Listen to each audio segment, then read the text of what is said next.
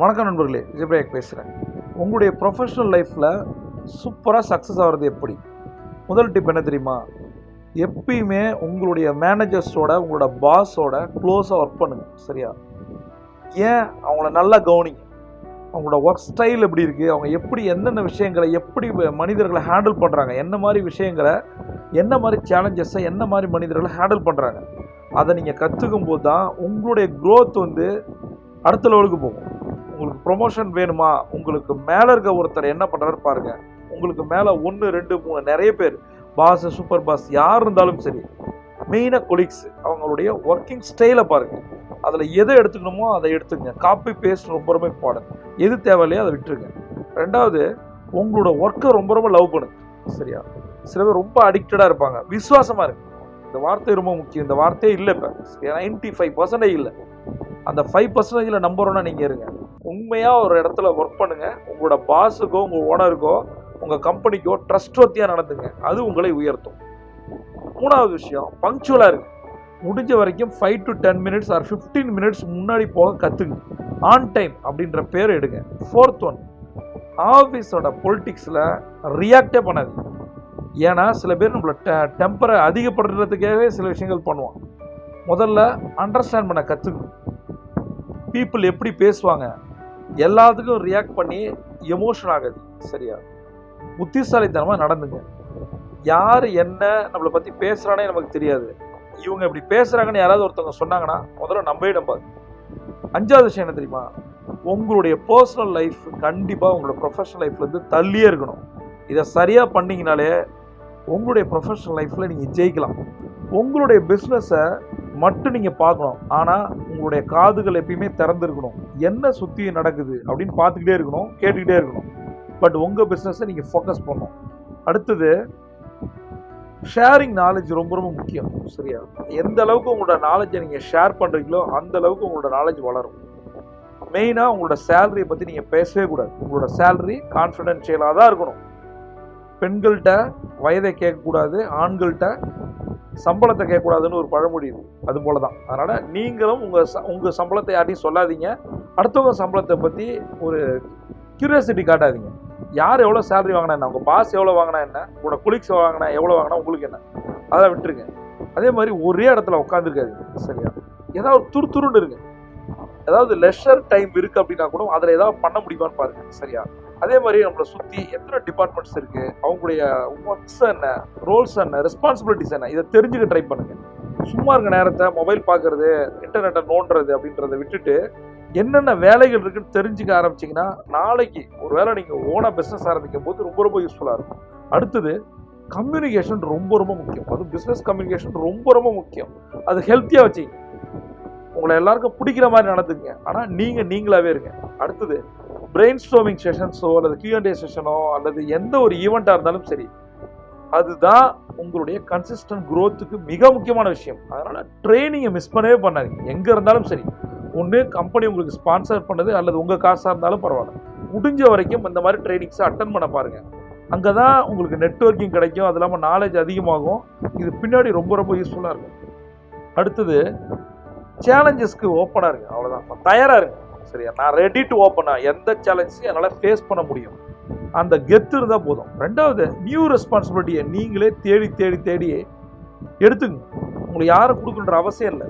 இந்த சேலஞ்சஸும் இந்த ரெஸ்பான்சிபிலிட்டிஸ் தான் உங்களை அடுத்த அளவுக்கு எக்ஸல் பண்ண வைக்கும். புரியுதா? ஒரு வேளை நீங்கள் ஃபஸ்ட் அட்டெம்ப்டில் ஃபெயில் ஆகலாம் அல்லது நீங்கள் கற்றுக்க முடியாமல் கஷ்டப்படலாம். நம்புங்க, எந்த அளவுக்கு நீங்கள் எக்ஸ்பீரியன்ஸை கெயின் பண்ணுறீங்களோ அந்த அளவுக்கு நீங்கள் சக்ஸஸாக இருக்க முடியும். எக்ஸ்பீரியன்ஸை கெயின் பண்ணணும்னா அதை கிவ் அப் பண்ணக்கூடாது. அதனால் ஒரு விஷயம் உங்களுக்கு தெரியல அப்படின்னா ஃபீல் பண்ணாதீங்க. தெரிஞ்சவங்க யார் இருக்காங்கன்னு போயிட்டு ஒரு மென்டாரிங் எடுத்துங்க. அது தப்பே இல்லை. அடுத்தது, எப்பயுமே என்ன விஷயங்கள் பண்ணுறோமோ அதுக்கு டைம் கால்குலேட்டிவ், மணி கால்குலேட்டிவ்னு சொல்லுவாங்க. எதை எடுத்துக்கிட்டாலும் இந்த டைமுக்குள்ளே முடிக்கணும், இந்த டைம் ஃப்ரேமுக்குள்ளே ஒர்க் பண்ணணும் அப்படின்னு நினைங்க. டைமையோ பணத்தையோ வேஸ்ட் பண்ணவே பண்ணாதீங்க. அடுத்தது, உங்களுடைய ஒவ்வொரு டாஸ்க்கையும் ரிப்போர்ட் பண்ணுங்கள். ரொம்ப ரொம்ப முக்கியம்.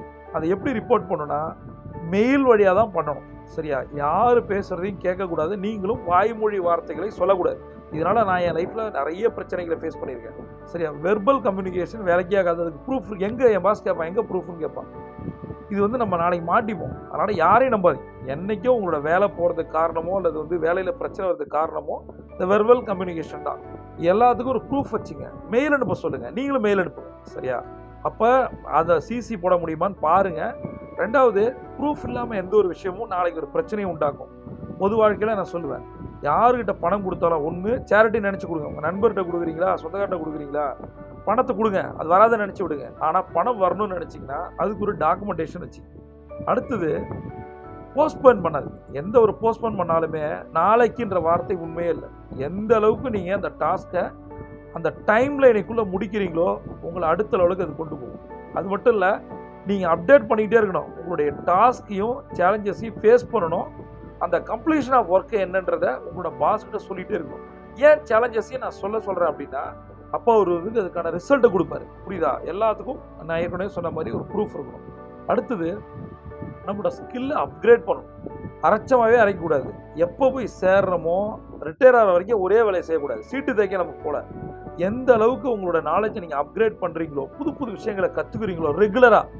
ஏன்னா எப்பயோ ஒரு ஸ்கில்லை கற்று வைக்கிறது ஒரு பெரிய விஷயம் கிடையாது. ரெகுலராக மார்க்கெட்டில் என்ன ட்ரெண்ட் இருக்கோ, என்ன டெக்னாலஜி இருக்கோ அதை கற்றுக்கிறது ரொம்ப ரொம்ப நல்லது. மெயினாக ஆஃபீஸில் வந்து நிறைய பேர் ஹார்ட் ஒர்க் பண்ண நினைப்பாங்க. பட் அந்த இடத்துல ஒரு பெரிய மைனஸ் என்ன தெரியுமா? உங்களுடைய ரெஸ்பான்சிபிலிட்டி என்னன்னு பாருங்கள். சில நேரங்கள் வந்து நம்மளை மற்றவங்க யூஸ் பண்ணுவாங்க. அவங்களோட வேலையை தூக்கி நம்ம தலையில் போடுவாங்க. எல்லாத்துக்கும் எஸ் சொன்னீங்கன்னா நீங்கள் ஒரு நாள் காணா போயிடுவீங்க. எந்த இடத்துல யாருக்கிட்ட எப்படி நோ சொல்லணும்னு உங்களுக்கு தெரியணும். இதை பண்ணாலே மிகப்பெரிய மேனேஜ்மெண்ட்டில் நீங்கள் பெரிய அளவு. சரியா? அது சொல்லும் போது, நோ சொல்லும் போது அதை பொலைட்டாக சொல்லணும். முடியாதுன்றதை ஹார்டாக சொல்லாமல் சொல்லுங்கள். அதுதான் ரியல் மேனேஜ்மெண்ட் நான் நினைக்கிறேன். அடுத்தது, ஒரு இடத்துல உட்காந்தே இருக்காதீங்க. சாப்பிட்றீங்களோ, ஒரு ஸ்நாக்ஸ் பிரேக்கோ ஒரு டீ பிரேக்கோ நடங்க. மத்தியானம் சாப்பிட்ட பின்னாடி லஞ்சில் ஒரு 1/2 கிலோமீட்டர் 1 கிலோமீட்டர் அவங்க ஆஃபீஸை சுற்றி ஒரு ரவுண்டு வாங்க. அப்படி பண்ணிங்கன்னா, ஏன்னா 1 மணி நேரம் உட்காந்து 1 மணி நேரமே உட்காந்து ஒர்க் பண்ணக்கூடாதுன்னு சொல்கிறாங்க. ஒரு இடத்துல நீங்கள் உட்காந்து ஒர்க் பண்ணாலே, அது லாங் ஹவர்ஸ் ஒர்க் பண்ணிங்கன்னு வச்சுங்களேன், 2-3 ஹவர்ஸ் அந்த மாதிரி பண்ணால் நிறைய பிரச்சனைகள் வரும். அதனால் உங்களோட பாடியை அசைங்க. அடுத்தது, எல்லாரையும் ஒரே மாதிரி பாருங்கள். இவன் முக்கியம் அவன் முக்கியன்ற பாலிடிக்ஸை நீங்களே தெரிஞ்சோ தெரியாமல கிரியேட் பண்ணாதீங்க. சமமாக பாவிங்க, சமமாக பாராட்டுங்க, சமமாக மொக்க போடுங்க. ஏன்னா மொக்க போட்டு தான் ஆகணும் சில நேரங்கள். அப்போ தான். அடுத்தது, என்ன தேவையோ அந்த நேரத்தில் கரெக்டாக பேசு. சரியா? உங்களுடைய ரைட்ஸை எந்த காரணங்களுக்காகவும் விட்டு கொடுக்க தயங்கவே தயங்க. புரியுதா? உங்கள் உரிமைக்காக குரல் கொடுங்க. நான் இந்த வேலை தான் என்ன பண்ணுவோன்னு சொல்லுங்கள். யாருக்கும் அடிமேல் வேலை செய்யறன்ற பேரில் யாருக்கும் ஸ்லேவ் ஆகிறதுக்காக நம்ம போல. சரியா? இந்த மாதிரி விஷயங்கள் இன்னும் நீங்கள் உங்களை இம்ப்ரூவ் பண்ணிக்கலாம். அதை கமெண்ட்டில் சொல்லுங்கள். நான் என்னுடைய எக்ஸ்பீரியன்ஸை ஷேர் பண்ணுறேன். உங்களுக்கு என்னென்ன புதுசாக ஆட் பண்ணலான்னு தோணுது, இதை பற்றி நீங்கள் என்ன நினைக்கிறீங்க, இதை கமெண்ட்டை சொல்லுங்கள். பிரபஞ்சம் போட்டி தர காத்திருக்கு. நீங்கள் ஒரு சாம்பியன். சியோட்டா.